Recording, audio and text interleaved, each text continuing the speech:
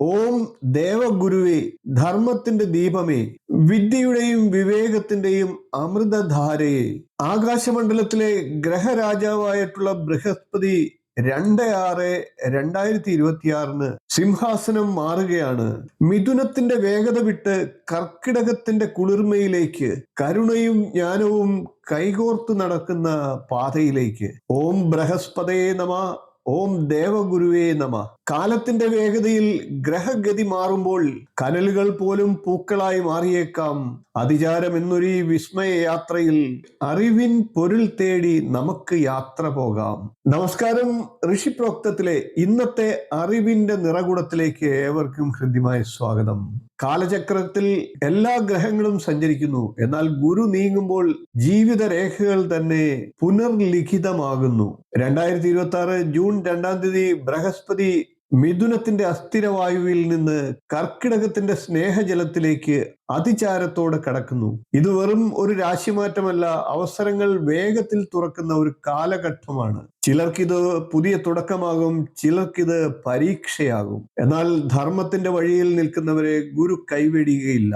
ഇപ്പോൾ നമുക്ക് തുലാക്കൂറുകാരുടെ വ്യാഴത്തിന്റെ രാശിമാറ്റ ഫലത്തെ ഒന്ന് നോക്കാം. ബന്ധങ്ങളിൽ സത്യത്തിന്റെ പരീക്ഷ, നീതിയുടെ പക്ഷം വിജയിക്കും. തുലാക്കൂറിൽ വരുന്നത് ചിത്തിരയുടെ 2ാം പകുതി, ചോതി, വിശാഖത്തിന്റെ 3/4 ഭാഗം എന്നീ നക്ഷത്രങ്ങളാണ്.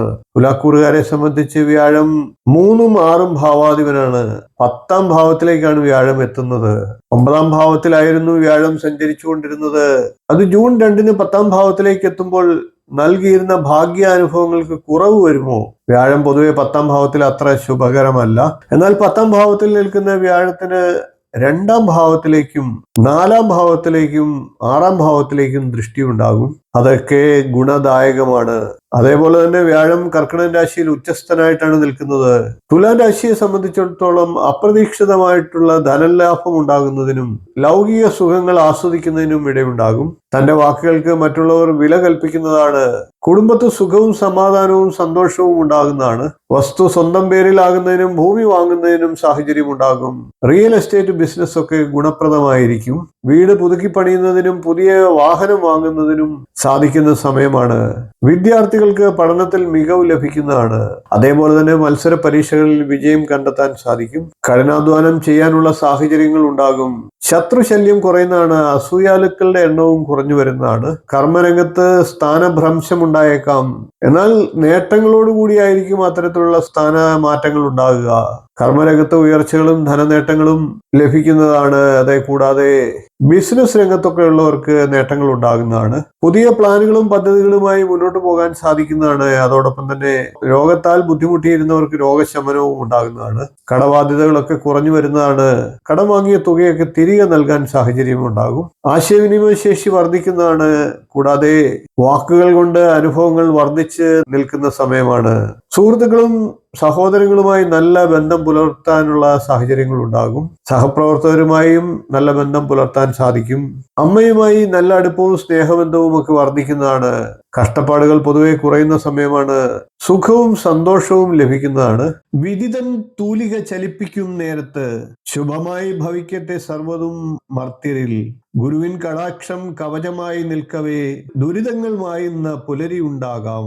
ഗ്രഹഗതികൾ മാറാം, നിഴലും വെളിച്ചവുമെല്ലാം മാറി മാറി മറിയാം. എന്നാൽ ശുഭചിന്തയും കർമ്മശുദ്ധിയും കൈമുതലാക്കിയാൽ ഏത് അതിചാരത്തെയും നമുക്ക് അതിജീവിക്കാനാകും. കർക്കിടകത്തിലെ ഈ ഗുരുപ്രഭാവം ഏവർക്കും ഐശ്വര്യവും സമാധാനവും ഉണ്ടാകട്ടെ എന്ന് പ്രാർത്ഥിക്കുന്നു. ഈ ഗുരുവചനങ്ങൾ നിങ്ങളുടെ മനസ്സിൽ അല്പമെങ്കിലും വെളിച്ചം കൊളുത്തിയെങ്കിൽ ധർമ്മത്തിന്റെ നിശബ്ദ സമ്മതമായി നൽകൂ ഒരു ലൈക്ക്. ഈ ജ്ഞാനം മറ്റൊരു ജീവിതത്തിലേക്കും എത്തണമെന്ന് തോന്നുന്നുവെങ്കിൽ ഒന്ന് ഷെയർ ചെയ്തേക്കുക. ഋഷിപ്രോക്തത്തിലെ വാക്കുകൾ കാലത്തിന്റെ ഭാഷയിൽ നിങ്ങളിലേക്ക് എത്തുവാൻ ഒന്ന് സബ്സ്ക്രൈബ് ചെയ്യുക, ബെൽ ഐക്കൺ ഒന്ന് അമർത്തിയേക്കുക. ഓം ഗുരുവേ നമ. ഓം ശാന്തി ശാന്തി ശാന്തി. പുതിയൊരു അറിവുമായി വീണ്ടും നമുക്ക് കാണാം. നന്ദി, നമസ്കാരം, ശുഭദിനം.